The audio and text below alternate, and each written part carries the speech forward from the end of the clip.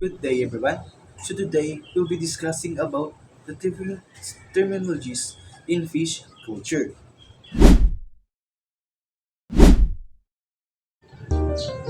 Okay, so in every area of specialization, there are terminologies used to give specific meaning for matter.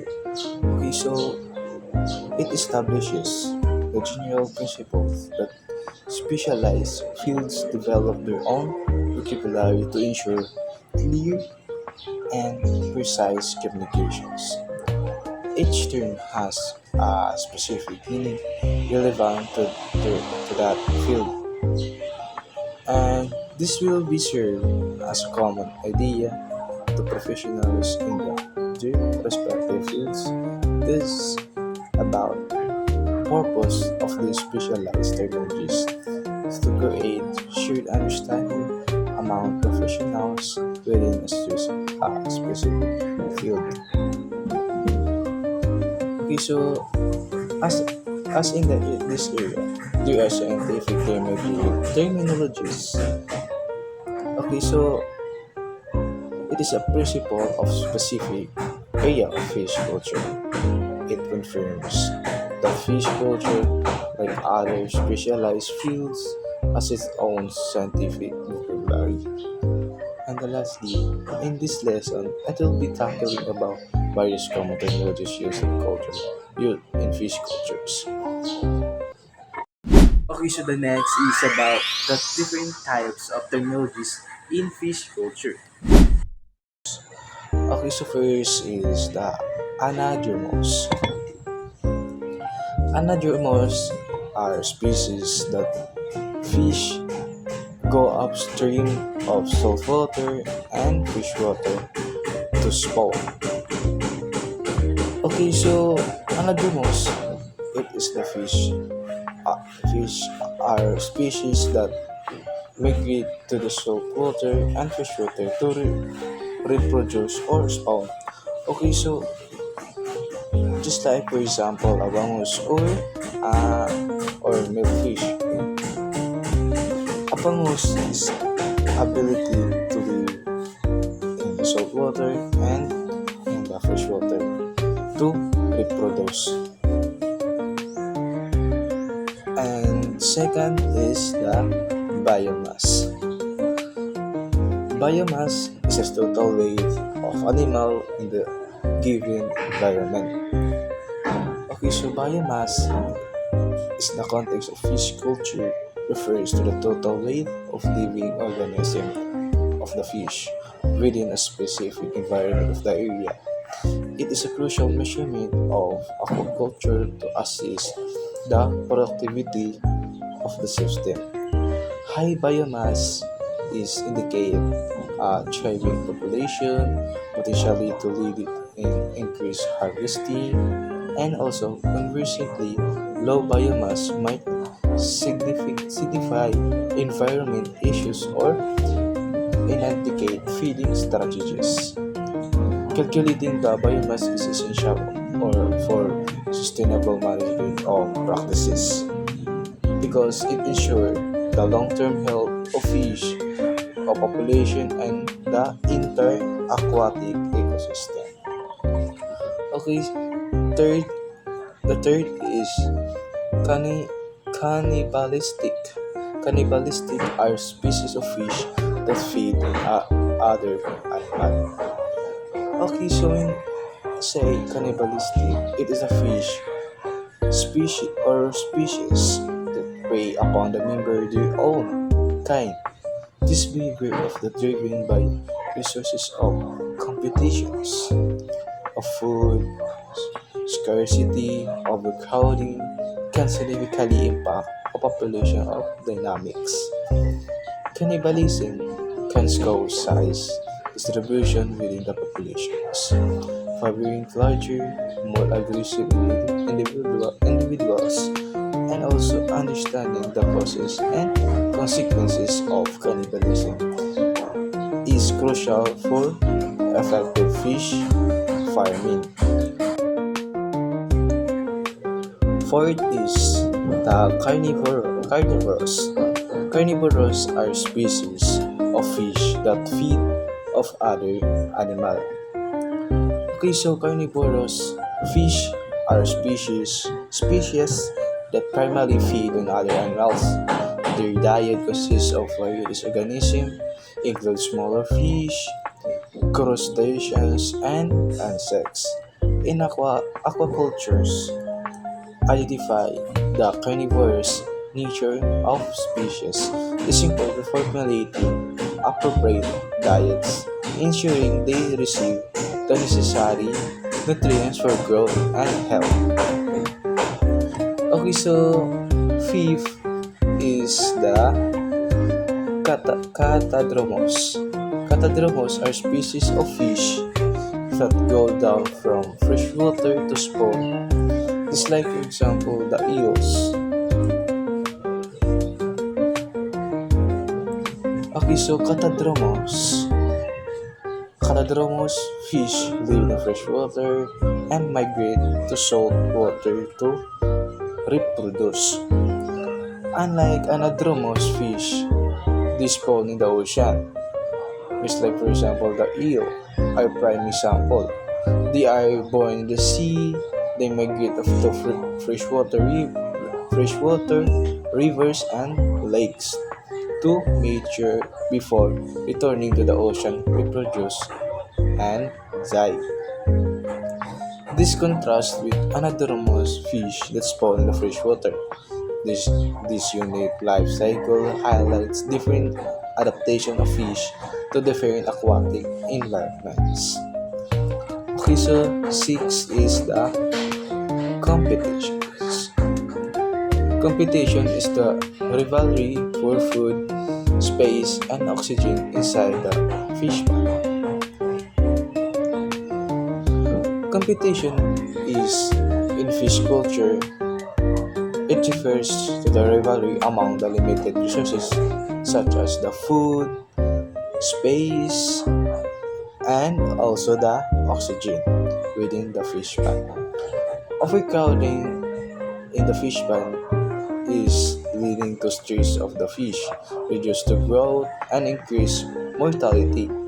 Effective aquaculture management refers maintaining optimal stocking densities to minimize competition and maximize fish productions. And also, competitive dynamics is the key to sustainable and efficient fish farming. Okay, the seventh is the endemic or indigenous. Is the native to the locality. Okay, so endemic or indigenous, it is the species or native to specific locality or region. They have evolved and adapted to the unique environment conditions of that area. Protecting endemic species is crucial for maintaining in biodiversity. Okay, so next is eight is the exotic or the indigenous is introduced by other countries. Exotic or indigenous exotic or our species are introduced to the area from other countries, sometimes in the intentionally like aquatic culture or unintentionally polished water. They can disrupt native ecosystem through competition, predation, or disease transmissions. And also careful to manage and regulation are needed to prevent introduce of harmful exotic species and their potential impacts on local biodiversity. The effects can be both ecologically and economic. Okay, so the nine is the fecundity. Is the number of egg laid by female fish in what spawning. Okay, so the fecundity it is refers to the number of the eggs female fish products in the single spawning event. High fecundity increase the chance to offspring survival, but it also demands significantly energy investment from the feeder. Fecundity varies greatly among fish species and influenced by factors such as the size, age, and environmental conditions. It is also to understand fecundity is important to manage fish populations and preventing their declines. Okay, so the 10 is food chain. Is the linear relationship of underground, the process of eating and being eaten. Okay, so food chain is the illustrate the linear relationship of organism in ecosystem, where each organism serves as the food for the next. It depicts the flow of energy and nutrients from producers, just like plants through various trophic levels, consumes predators. In fish cultures, understand the food chain is essential for manage fish diets in preventing imbalance that can lead competitions and disease. And also, this includes proper management of both fish and aquatic organism they consume. Okay, so the 11 is the habitat. It's the place where plants and animals grow and naturally. Okay, so a habitat is the natural environment where plants and animals live, grow, and reproduce. It provides the necessary resources for survival, including the food, shelters, and suitable living conditions. Habitat loss is major threat to, biodiversity. Maintaining health habitats is crucial for supporting thriving population of fish and other aquatic life. And also, to understand the habitat is required is the key to conservation and suitable agriculture. So the 12 is herbivores. Herbivores are species of fish that feed on the plants and vegetables only. Herbivorous is the fish or species that feed exclusively on plants and vegetables. They play a crucial role in aquatic ecosystem by controlling plant growth and nutrient cycle. In aquacultures, herbivorous fish are often to use to control algae and maintain water equality. Their specific dietary needs must be considered when formulating feed relations in fish farming. Okay, so the 13 is Lablab. Sound. Lablab is the vernacular theme for all greenish, brownish, or yellowish cross for microbenthic fauna and flora, which are found growing in matrix or mat in the found floor. Okay, so Lablab is vernacular term referring to the greenish, brownish, or the yellowish cross of microbenthic fauna and flora found growing the pond floor. It significant food source for many fish species. This layer or organism play key or role in the nutrient cycle of the pond ecosystem and provides essential nutrients for the fish. Okay, so the 14 is the milk. Is the male reproductive gland of fishes. Okay, so milk is the male reproductive gland of fish that produce sperm.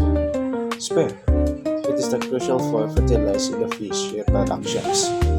The quality and quantity milk influence fertilization success and aquacultures, making it an important factor to consider for breeding programs.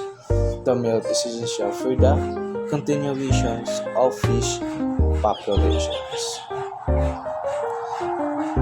15 is the omnivorous, are species of fish that feed on the both plants and animals. Omnivorous is the consume both plants and animals. This dietary flexibility allows them to thrive in various environments and exploit wider range of food sources.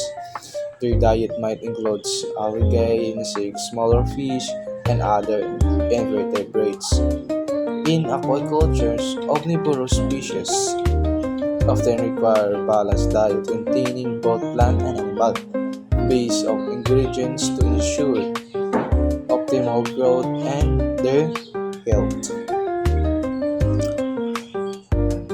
The 16th is the oviparous, are species of fish whose eggs are fertilized and developed outside the body. Oviparous fish are species whose eggs are fertilized and developed outside the mother's body. The fertilized egg are typically laid in nest or on vegetations or scattered in the water. After laying the egg, the parents may or may not provide parents care depending on the species. Many commercially important fish species are oviparous, including the tilapia and many types of carp. Under, and also, reproductive strategies of herbivorous fish is the critical for successful aquaculture practices, particularly in the term of breeding management and egg incubation techniques. 17 is the ovoviviparous, are species of fish whose eggs are fertilized and developed within body but the young when born alive do not receive nutrients from the mother fish, just like some would rays and sharks.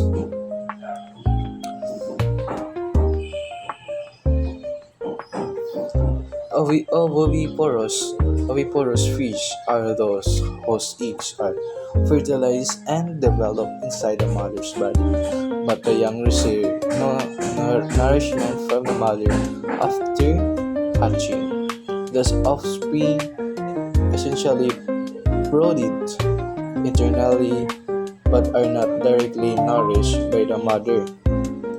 Like viviparity, the strategy provides some protection for developing embryos but also limits the number of offspring female can carry. Just like, for example, fish, viviparous rays, and sharks. This reproductive mode presents the unique challenges for aquaculture require specialized management technique to ensure successful breeding and offspring survival.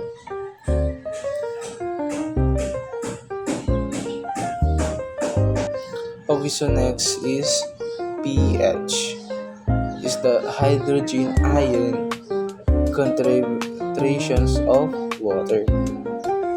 pH is the measure of hydrogen ion concentration in the water, indicate the acidity or alkalinity. The ideal pH range fish culture varies depending on the species but generally falls between 6.5 and 8.5. Deviations from the range can negatively impact fish health, growth, and reproductions. Monitoring and maintaining the appropriate pH levels is a crucial aspect of responsible fish farming. The 19th is the photosynthesis, is the process of which plants manufacture their food with the aid and sunlight. Photosynthesis is the process by which plants and algae manufacture their food using the sunlight. carbon dioxide in the water. This process is the fundamental to aquatic ecosystem. Provide the base of the food chain in the fish ponds. Photosynthetic organisms like the algae produce oxygen and organic matter that serve as the food for the fish and the aquatic organism. So next is the 20 plankton. Is the biologically association of the many plants and animals which are found growing on the surface of the water. Plankton is the term microscopic plants or phytoplankton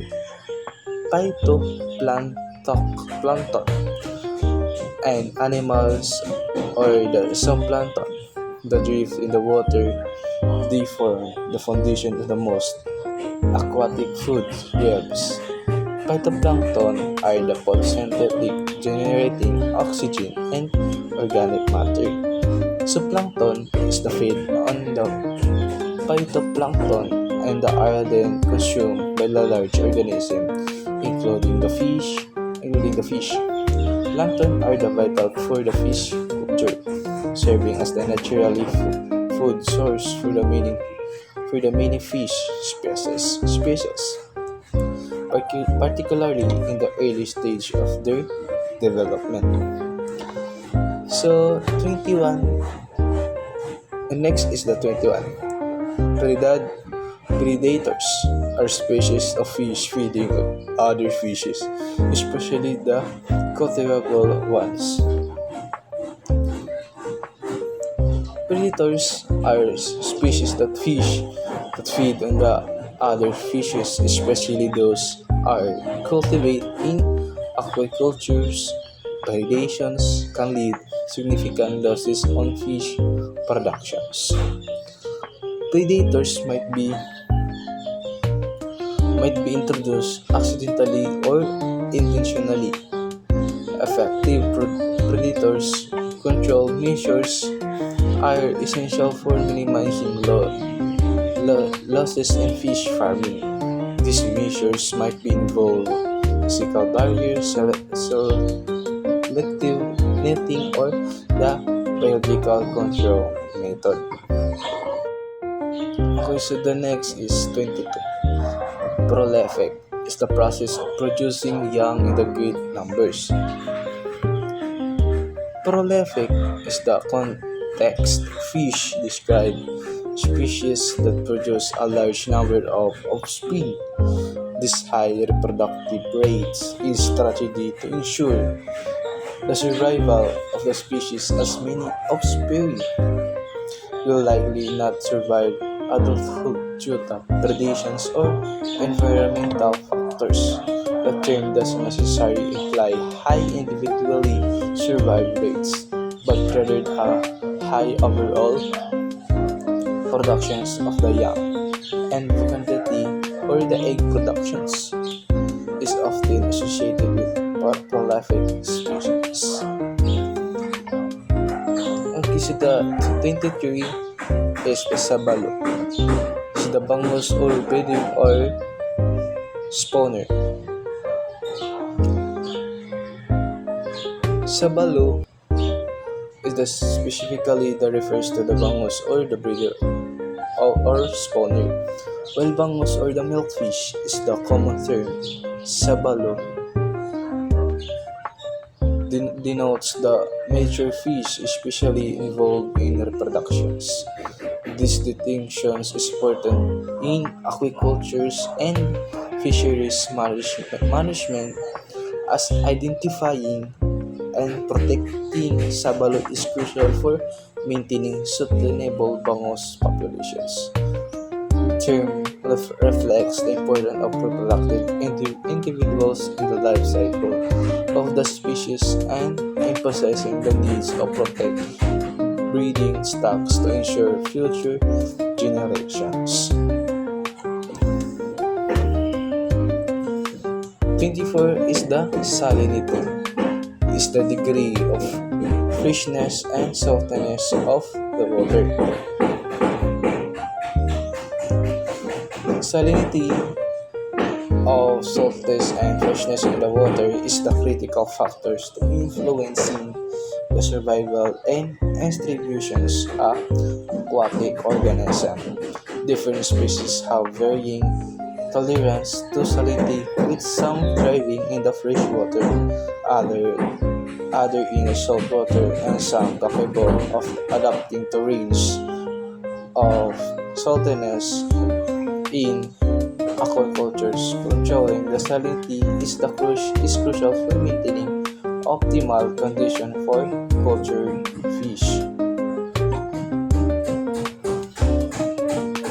25 is the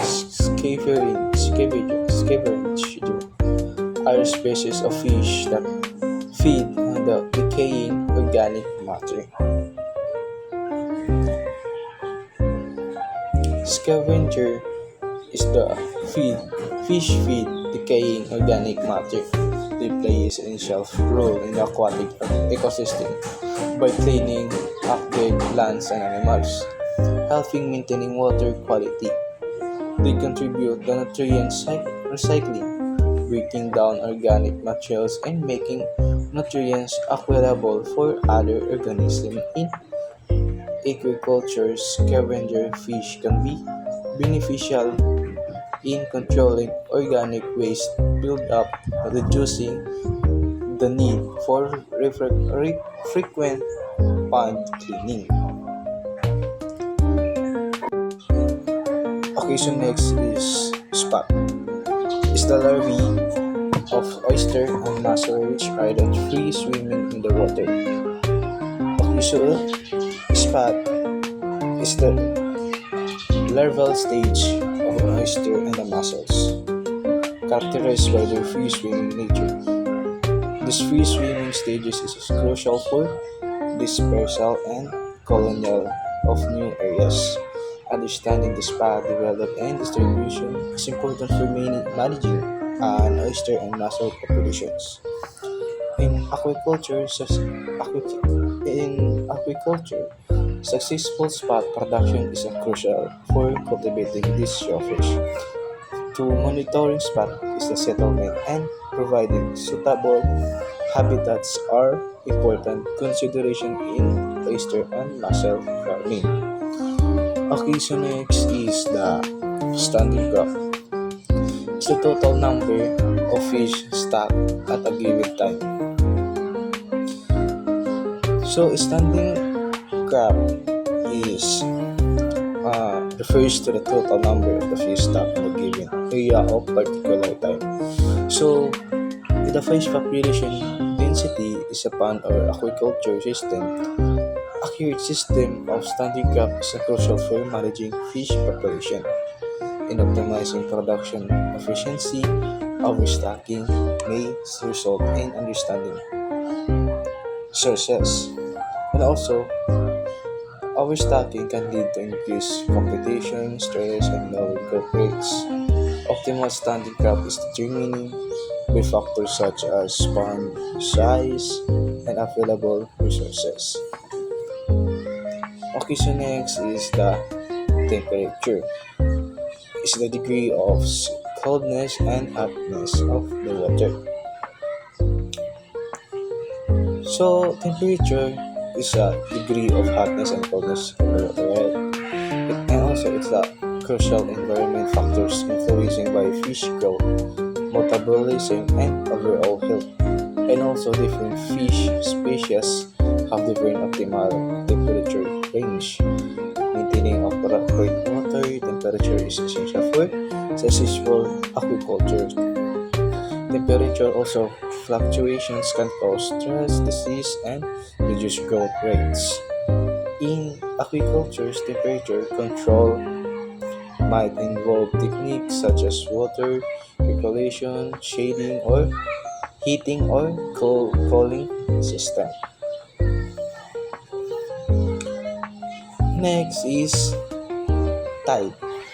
Is the periodical rise and fall of seawater. So a tide is the regular fluctuation in water level and also significantly impacts coastal ecosystem and agriculture practices. Tidal challenges can affect water, salinity, temperature, and oxygen levels. Agriculture's operation in tidal areas must consider these fluctuations and design their system accordingly. Tidal currents can also affect water quantity and the distribution of nutrients and the organism. Okay, so now this is the last type of different terminologies and in fish culture. So the last is the viviparous, are species of fish that bring forth living young which during their early development receive nourishment from their mother fish.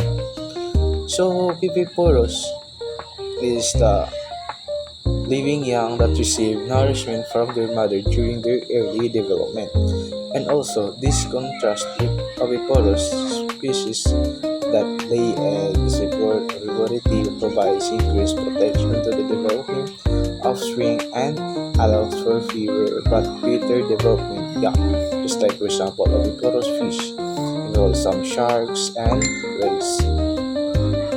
This reproductive strategy presents unique challenges and opportunities for agriculture requiring specialized managing and technique. Okay, so that's all of my topic. Thank you everyone for the listening and God bless. Thank you very much.